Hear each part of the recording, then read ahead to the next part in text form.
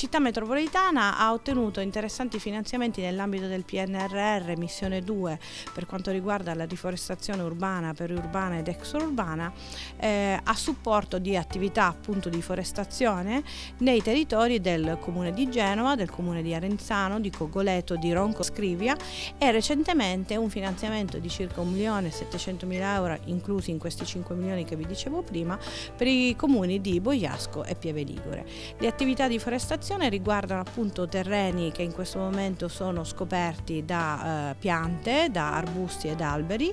e seguono la strategia del Piano Nazionale di Forestazione, che prevede il detto di piantare l'albero giusto al posto giusto, con una frequenza di circa 1.000 alberi per ogni ettaro di terreno.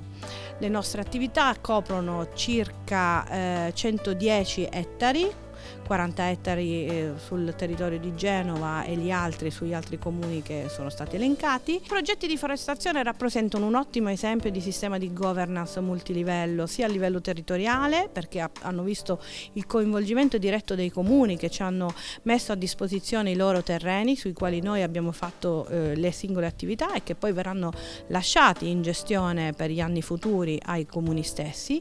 e multilivello anche perché ha previsto una forte e stretta collaborazione tra le città metropolitane italiane, città metropolitane di Genova in primis, e il Ministero, che le ha coordinate nell'insieme affinché i diversi interventi sul territorio nazionale agissero con gli stessi obiettivi e puntando agli stessi impatti ambientali. Gli interventi sono stati fatti l'anno scorso, sono state piantumate 70.000 piante nei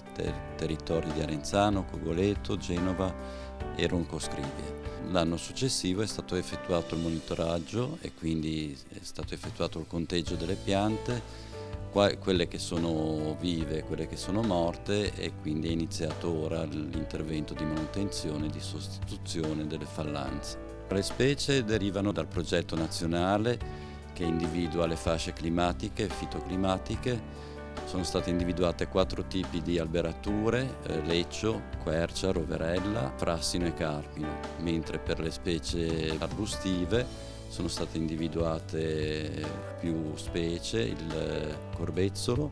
il rosmarino, il ginepro, la ginestra. Il monitoraggio viene effettuato a piedi, a terra, e quindi conteggiando le piante e georiferendole sul terreno. Una parte del problema è individuare la pianta viva e morta in questa stagione, ovviamente,